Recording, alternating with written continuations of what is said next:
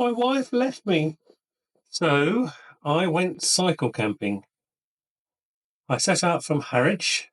I took the overnight ferry to the Hook of Holland and the Netherlands. The good thing about being on a bike is you tend to get to the front of the queue first, and that means you can get to your cabin before everyone else. It was a smooth crossing. It was in early July, and arrived at the Hook of Holland first thing in the morning, and then it takes about an hour to get processed through customs and get on your way. For my route, I intended to skirt the coast from the Hook of Holland and then make my way to the Hague and then north to Leiden, where I'd booked a overnight campsite. I had just under 2 weeks to undertake my trip, and I was using the Fight Snoop app on my phone, which I got better at using as time went on, and I wasn't quite aware of all the various bits and pieces I could have used. And the cycle track here, I later learned, is two-way, hence the white line in the middle. The Netherlands grows and exports a lot of food, and I'll come to that a bit later on in my trip, passing all the various fields and trying to identify the crops. I'm always slightly apprehensive when you first set off on an adventure with carrying all your own stuff. You never know quite what's going to come along.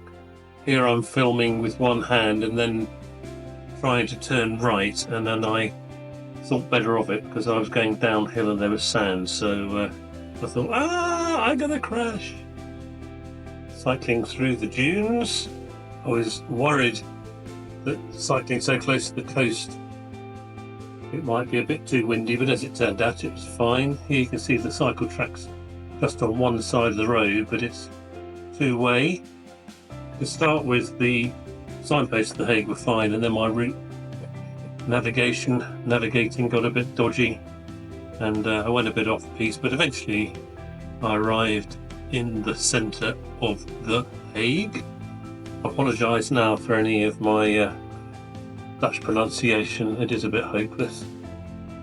This traffic junction makes it look like it was quite quiet, doesn't it? I made my way to the Binnenhof of the States General, the Dutch Parliament.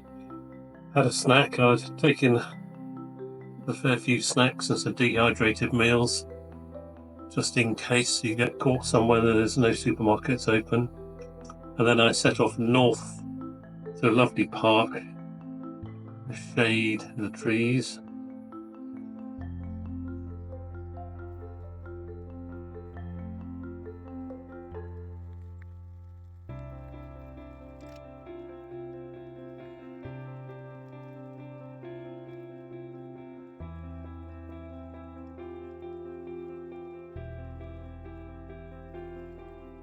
I arrived in Leiden, was pleasantly surprised. I've been to Amsterdam a few times, and this has similar sort of attractions and canals and windmills, everything you expect to see from the Netherlands. It was a beautiful sunny day, and a place I'd love to go back to and explore in a bit more detail. Passed through the 17th century gate with the intention of having a bit of a nose around and seeking out the castle, or castle mound, because it's one of the highest points in the area. A very vibrant place. Pedestrians, cyclists, paddleboarders, boaters. I found the castle, but didn't go in because I didn't want to leave my bike unattended, but that's a high spot. And then I left Leiden and headed off north to a campsite run by a club called Nature Camping Terrain, Hoek. To start with, I had the whole site to myself. I cooked my dinner, and then a couple arrived and pitched their tent right next to mine, and I was a bit worried in case my snoring might keep them awake, but they told me the next morning it was fine.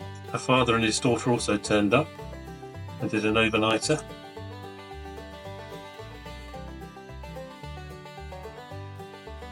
Camped with another couple on the next door site, and a man and his young daughter came and camped, and another lonesome cyclist as well. Very good facilities.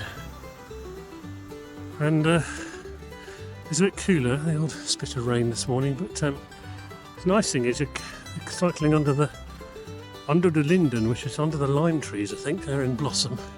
Got this lovely perfume, so it's really quite pleasant.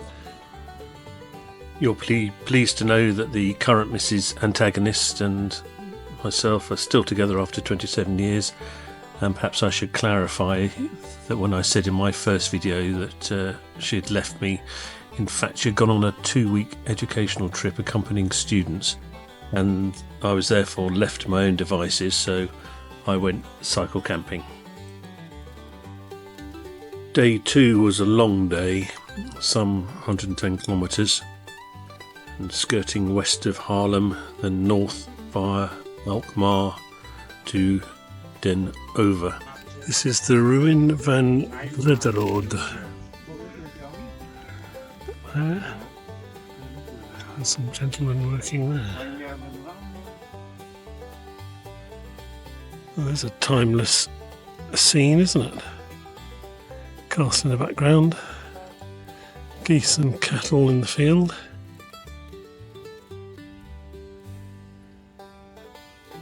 Planes taking off from Schiphol in the background.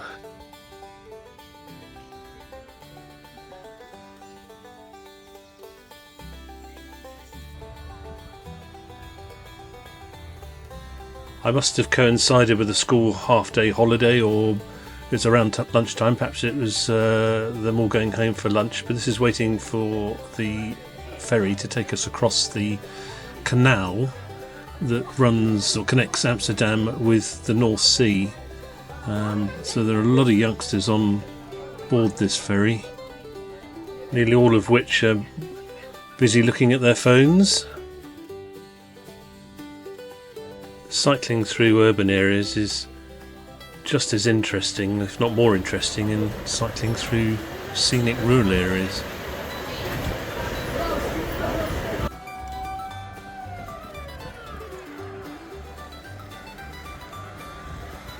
Well, that's interesting sound. I think, look out, the English are coming.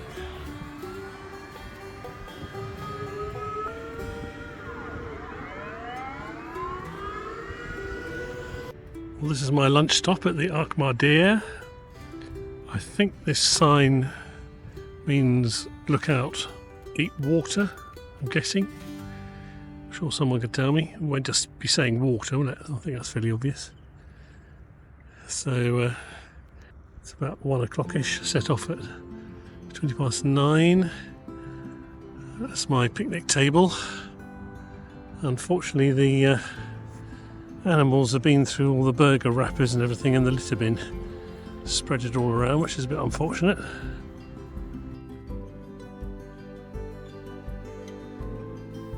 You'll have to excuse me for my somewhat random content, but you'll appreciate that it's not that easy to cycle and navigate and cope with drizzly rain, so I'm afraid that it's just me cobbling together the clips that I happen to take.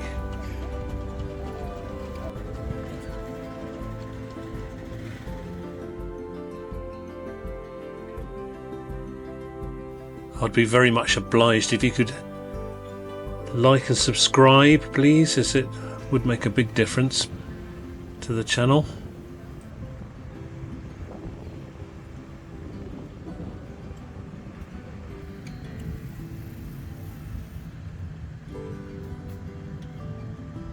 Finally, at the end of day 2, with about another 15k to go, the turbines are pointing towards me, which means the wind is on my back. Yippee! I guess because I was tired and keen to pitch my tent, I failed to take any photographs of day 2's overnight campsite, which was very good. Well, almost at the end. Reached my site nearly. Landscape's changed. Still flat. Blowy. More agricultural now.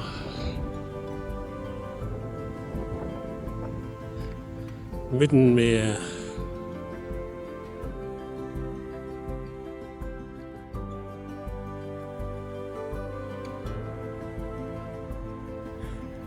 Welcome to day 3.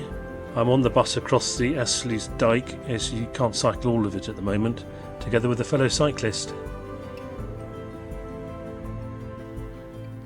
I spent the night at another camping terrain called Het Bos Roped, I hope I've pronounced that correctly, just south of Den Oever, and the bus takes you most of the way across. I had to take a rather haphazard route to my next site at Jernsim, as most of the roads didn't tend to travel on an east-west axis. The wind, the cycle paths turned to grass, it's a bit of a worry. Sadly, this is the site of a crash Wellington, number R1397, crew of 6.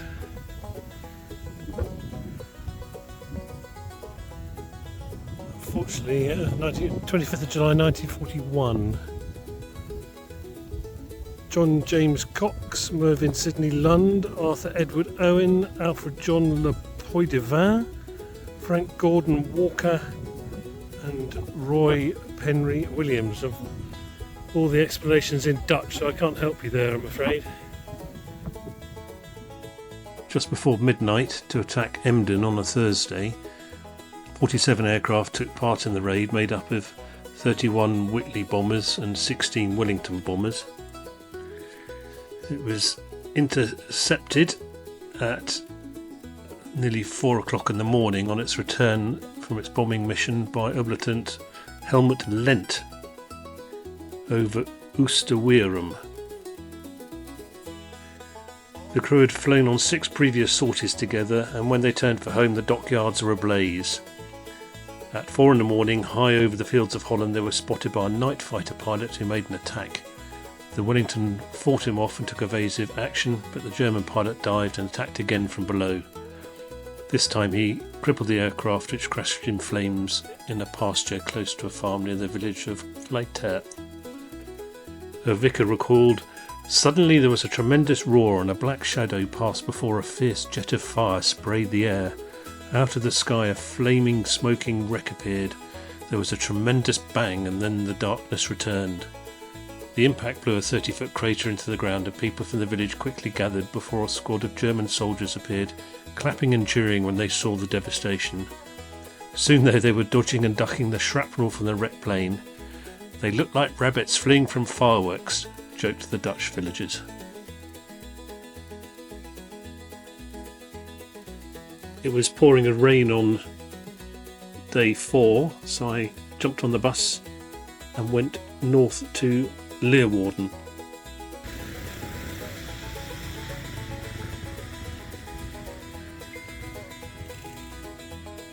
It was a bit soggy, so I decided to head for the Fries Museum, but there wasn't a chip in sight.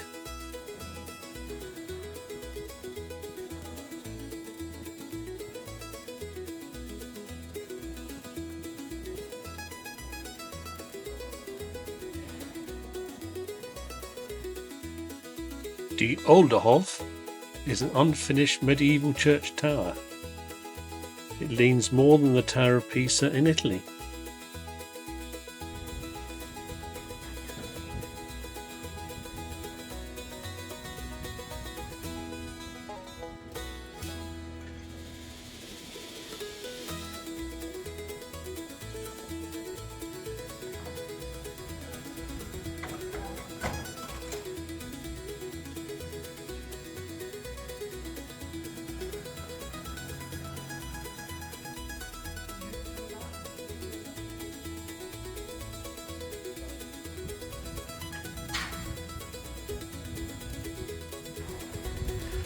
So I dash out and take some footage while the sun was still out, or just come out. Been into town today, Leeuwarden, very interesting. Went to the museum, so I'll take you for these lovely hydrangeas. Look at those, they're great.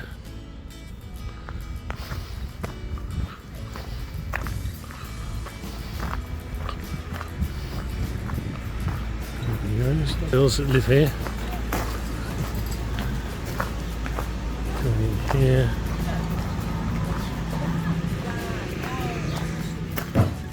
And table tennis. They make their own elderberry and all that sort of jams and things. There's an honesty box with a beer in the fridge. I'm just making myself a cup of coffee, planning my route.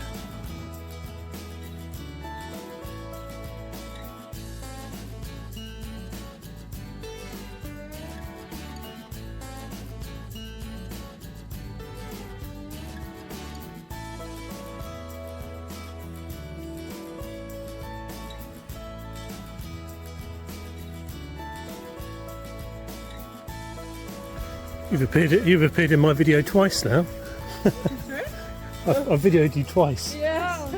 My wife's going to tell me off.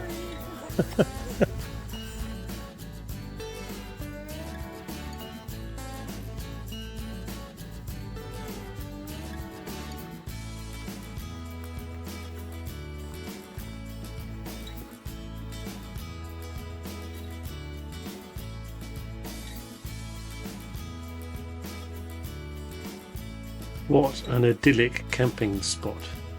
I even managed to snaffle myself a camp chair so I could sit and enjoy the sunshine with my new friends.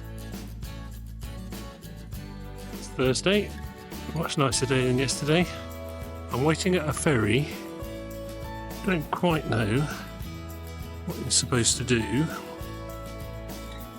but I've rung the bell and the man said he can see me. It's going to cost me €1, so I don't really know where it's going to go. I'll probably be just as quick going somewhere around the side, I don't know. Today's ride was shorter, heading east towards Groningen. I had intended to visit the West Frisian Islands, but the cost of ferries and camping fees put me off.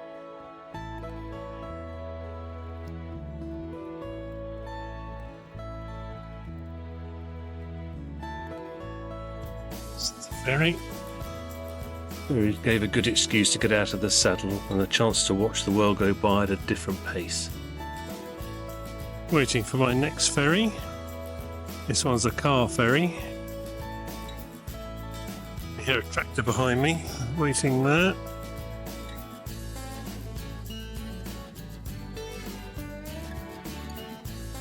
I think this one's €1 as well, I think.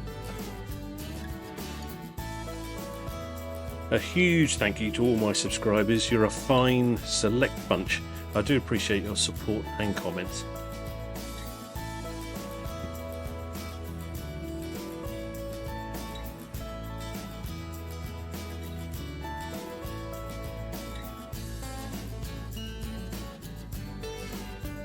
Hats off to the ferryman. Some ferries appeared to be manned more out of love than for profit. Sure what the drill is here. Imagine the ferry just goes across there. I spent €4 on ferries so far this morning. Worth every penny really, it's been quite good fun. The bridge doesn't look like it's going to be open. There's the bridge operator. Swinging around that side, I think there's a group of youngsters walking off to a distance. It's always uplifting to come across something different. Here I came across a giant beehive with the bees spinning round it in the breeze. And here I came across my first experience of nesting storks. They seem to have their own bespoke nesting station. I reached another splendid campsite, peaceful, quiet.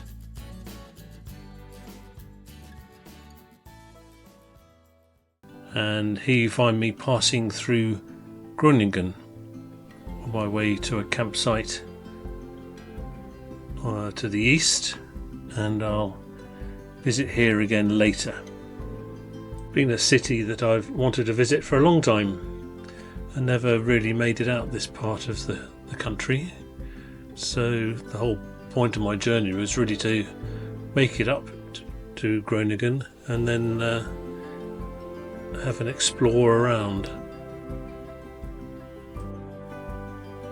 Anyway, it was a good excuse to stop for a coffee, and I saw an intriguing shop opposite.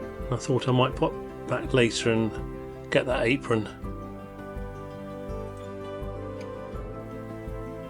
I travelled east through Groningen and followed a straight canal to my campsite just north of the village of Schildwold. Please subscribe so you don't miss out on later episodes. Using waterways is such a great way of moving heavy goods around. How they get their cars on and off, I never work it out. The lifting bridges are always a good excuse to stop and have a rest.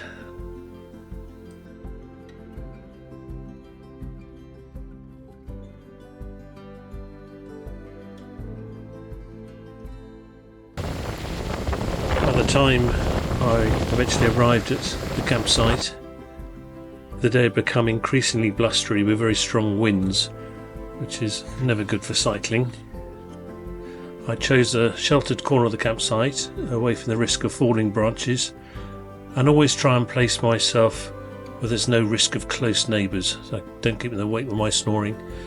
My second-hand tent stood up to the wind well, but I was to find out later that it wasn't as waterproof as I thought. I like having the use of the picnic table, but this was later commandeered by later arrivals.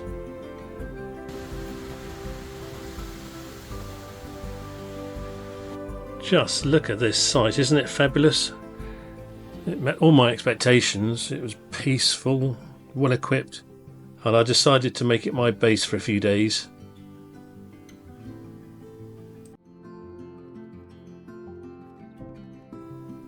It wasn't unusual just to see other campers sitting in a corner in the sunshine, reading a good book.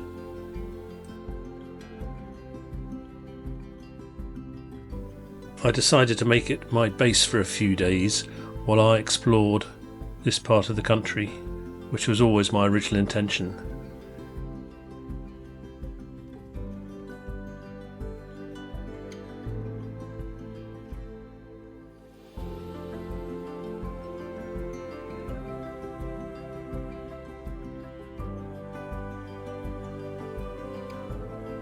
These small campsites are primarily for walkers and cyclists and don't generally have caravans and motorhomes, and the emphasis is very much on sustainability and wildlife.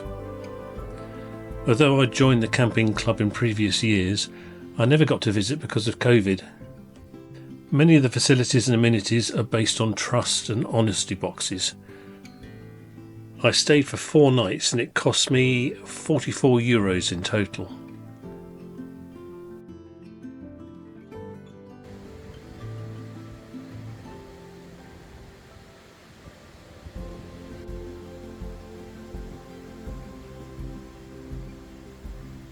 I came across this little fella.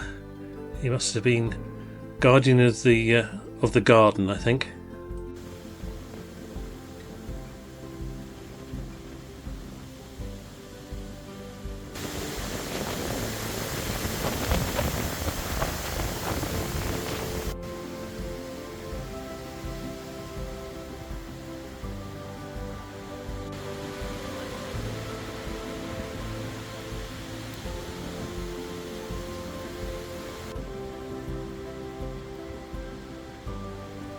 There was a large barn, and inside of which there was a kitchen with free cooking facilities, and so I saved on gas for my hike stove, so I was pleased about that.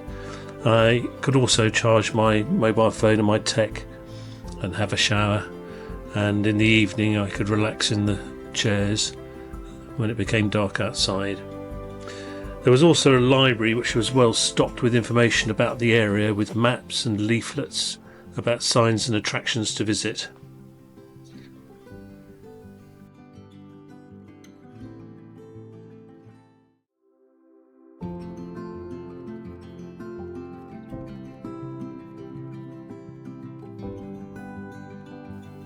Please don't forget to like and subscribe and leave your comments.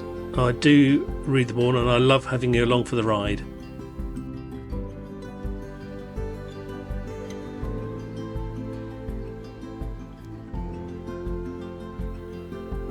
You can rent a basic cabin, but I like my private spot, only to be surrounded later by campers pitching their tents only a few metres away.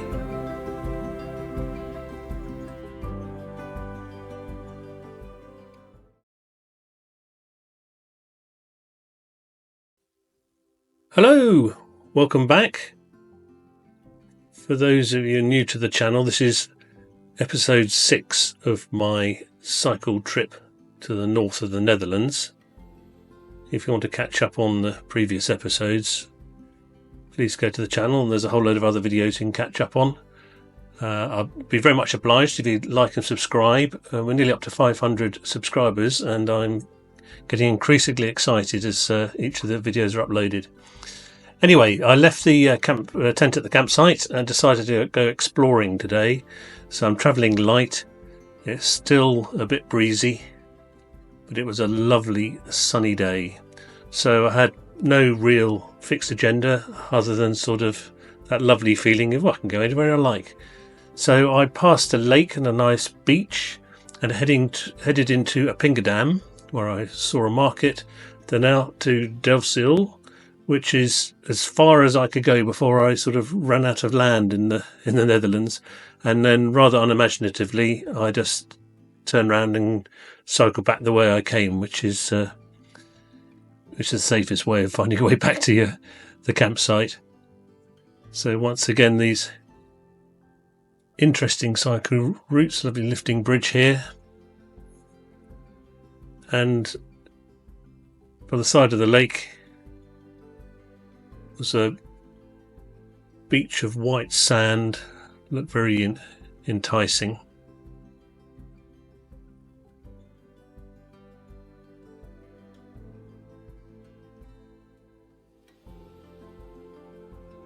I've taken the GoPro with me this time just to see if I could do a little bit more filming and make it a bit more interesting for yourselves, so you're not encumbered with all your panniers and your luggage. So I hadn't done any research as to where to go or what to see. Just jumped on the bike and went. I was a bit nervous as to why this gentleman was standing here with a road blocked as to whether I was allowed to go or not. So I stopped in any case, just in case.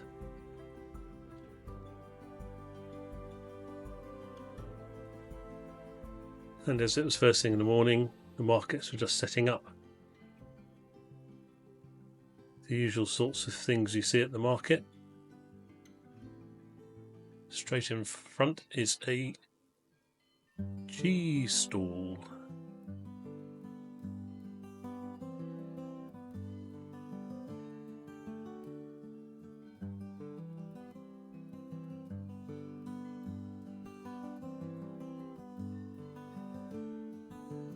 You can see it's still very breezy.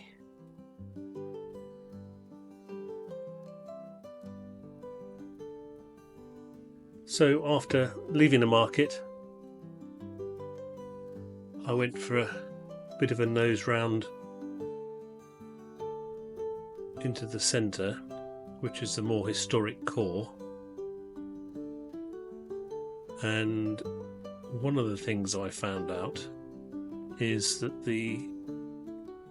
some of the houses, the more historic houses fronting the canal, are renowned for having kitchens that overhang the canal. And I did read the reason why they had the kitchens overhanging the canal, but I can't remember. It was something along the lines of if they catch fire, then it's a bit safer or something like that. I can't quite remember. But you can see here these houses are a little bit more age to them.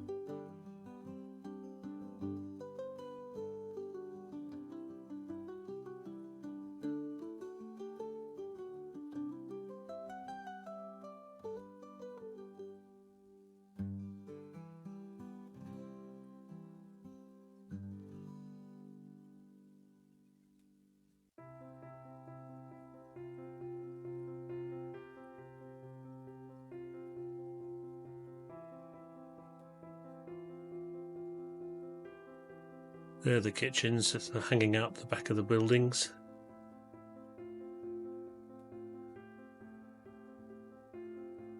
I imagine they could throw all their rubbish straight into the canal. And I followed the canal that led all the way to the sea.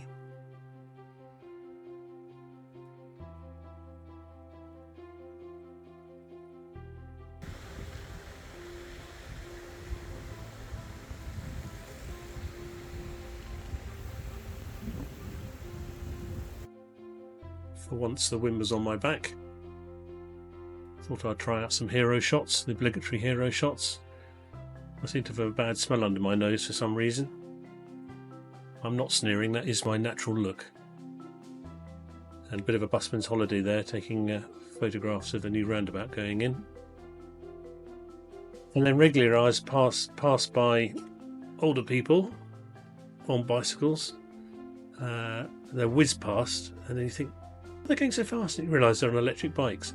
But I think this couple were genuinely on old school push bikes, and they were still in front of me.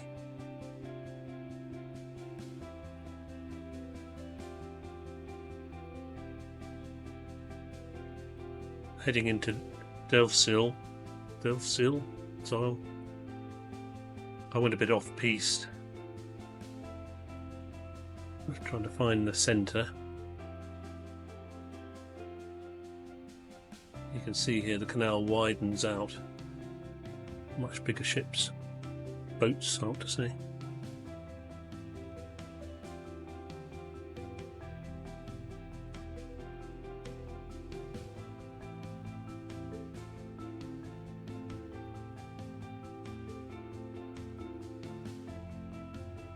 So this port lies on the northern coast of the Netherlands. Delfzijl, and inevitably there's a windmill in the background, and although it was a bright sunny day, it was still a chilly wind, and I nipped into Albert Heijn, grabbed an apple and a salad, got myself out of the wind, had a bit of lunch.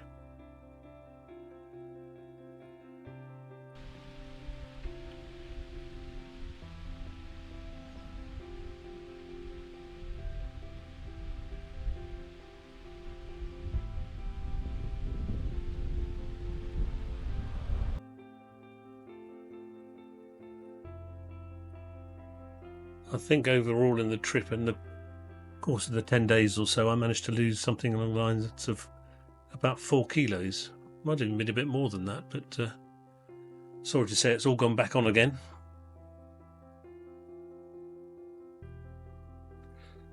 Anyway, I hope you enjoyed that. A little bit more of the trip, more to come. Please like and subscribe, and I look forward to you joining me next time.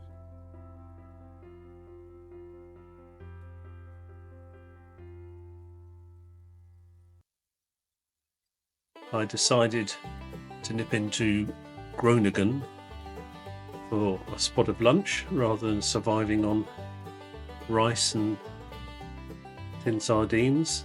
Stopped off to have a look at a 13th century bell tower.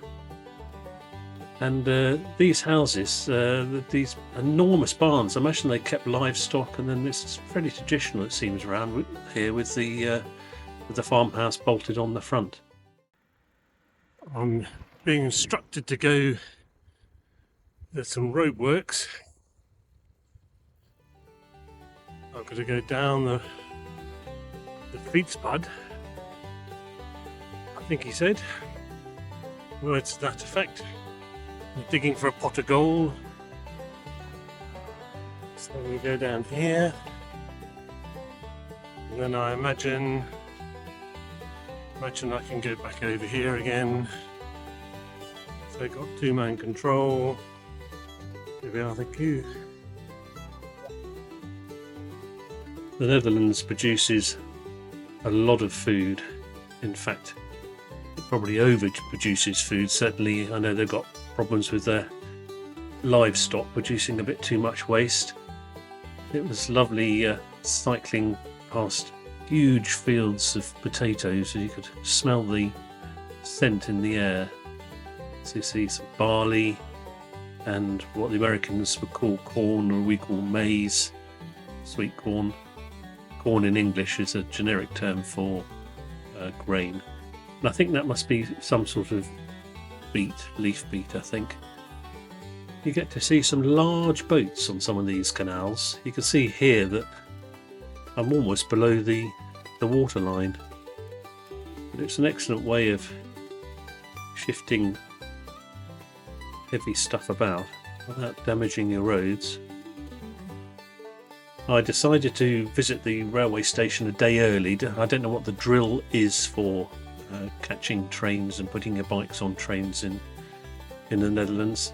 So I went to the main railway station, which you can see is being revamped, just to see what platform I needed to be on and where I needed to stick my bike.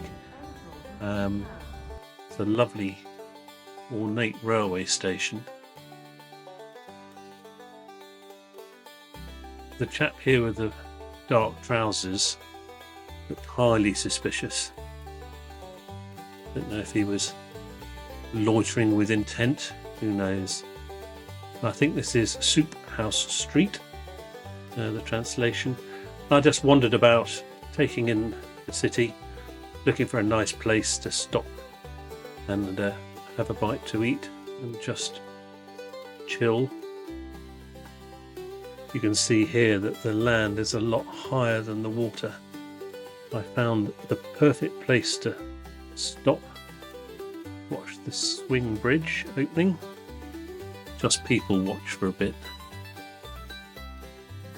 I ordered myself a nice cool beer, and I have to say this was probably the best bruschetta I've ever had. Perhaps I was just hungry, but it really was very good. And then my return back to the campsite, back down the main large canal, makes for easy route finding. So please join me for episode 8. I think we've got one more day of pootling about, and then it's the final day. Please make sure you like and subscribe. We're nearly to the 500 mark, so thanks ever so much for watching, and look forward to you joining me again soon.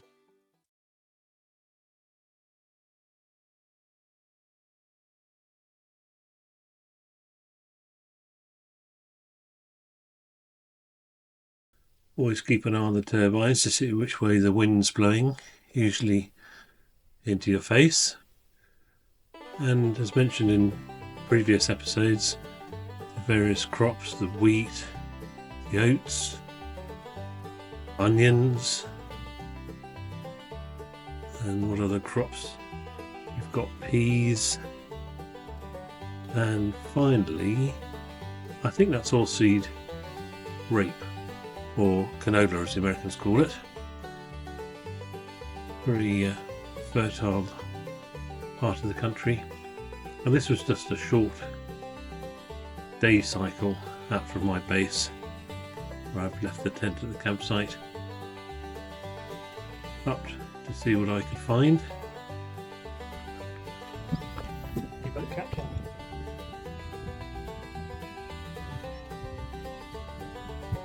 Achtung, Achtung, die, die, die! Himmel, Gott im Himmel!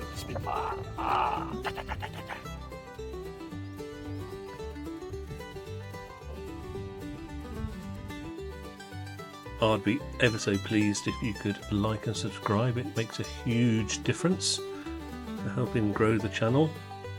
Came across a small museum here, but didn't go in. Had the anchors outside. You'll be sad to learn that this is the penultimate episode of my trip, and the final episode will just be my journey south and home. I've enjoyed putting these videos together. Hope you've enjoyed them too. It's been a learning experience, and you'll be surprised at just how long they take to do.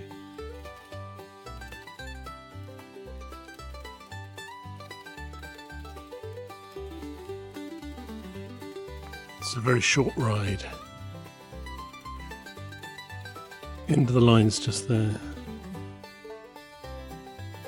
Just come across what looks like a Second World War German anti-aircraft flak battery with a mocked up 88mm gun. There's some information boards down there, so I'm going to have a nosy. And just round over my shoulder here, you can see there's a Dutch litter bin. For if you're a cyclist, you just cycle past and chuck your stuff into that big basket on its side. The battery is part of the Atlantic Wall. Here we are down in female. There's an out of blurry photograph, some strapping Germany chaps. And then these are the locations that we're trying to shoot the bomber streams coming in, so we're just way up in this corner up here, so it's a bit of an afterthought. That's what it looked like from above. It's taken some bomb damage looking at it. You can see here we are in female. This is the Ems, there's Emden there, and further up there's the Kiel Canal. So that's what they would have been protecting, I'd imagine. Yeah, Helmut.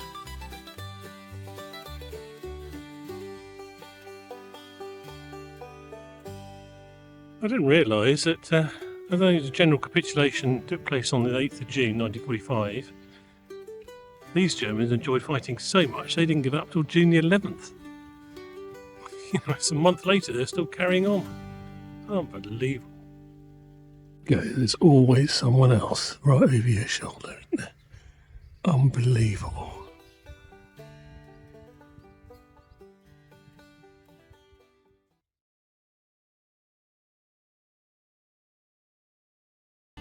For my return journey, I planned to take a train from Groningen to The Hague and then cycle to a campsite to the south of Delft. The train journey was meant to take 2.5 hours, but eventually it took 5 hours and turned into something of a nightmare. Having no previous experience, I was anxious about taking a bike on a train, and in the end I took the bike on 4 trains. The first train terminated at Assen because I think there was someone on the line, but the announcement was in Dutch, so I didn't fully understand. The guard was hopeless. Everyone got back on the train and returned to Groningen. He gazed unfeelingly as the train pulled out of the station, leaving only me and a lady confined to a wheelchair and her dog remaining on the platform. I decided to wait an hour to see if another train turned up before cycling to Zwolle to try and continue my rail journey from there. And after 3/4 of an hour, a train arrived from Zwolle, then returned with us on board this time. After changing trains, I was advised to travel to Utrecht and then catch a train to The Hague.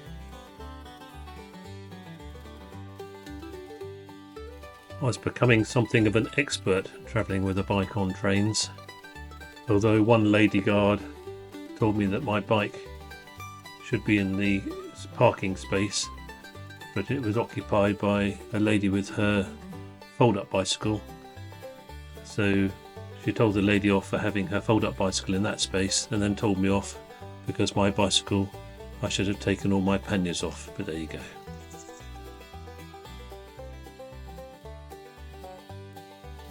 The outskirts of The Hague merged into Delft, where I stopped and had a late lunch before continuing to Boetengoed Tafet for the night.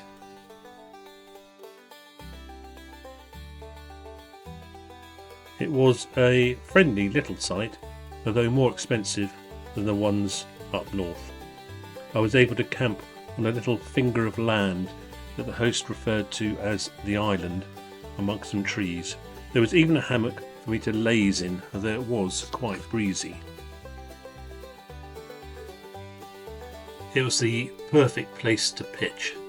I'm miles away from anyone else, which is what I always like.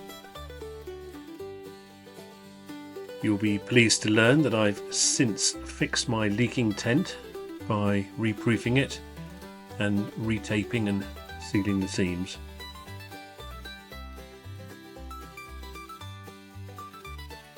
I always enjoy arriving at a new campsite, as you never quite know what to expect.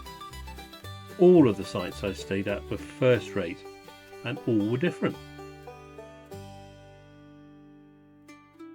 I was able to make use of the tea making facilities and relax in the lounge area, watching the horses.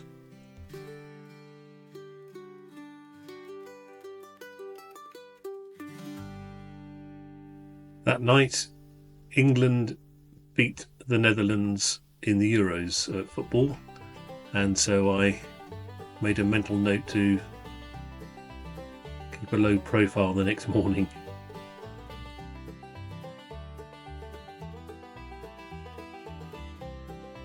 Fortunately, my host spoke excellent English, and I recall she worked at the Delft University, or the University of Delft, is it?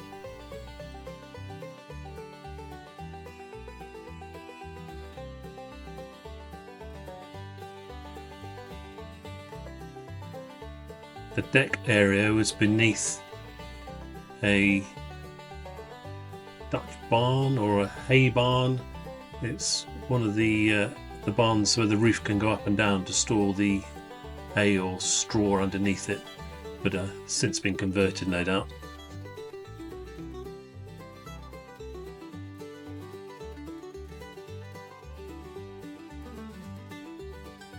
Here come all the reform voters. Morning everyone. You're all very well behaved. Morning number 19625.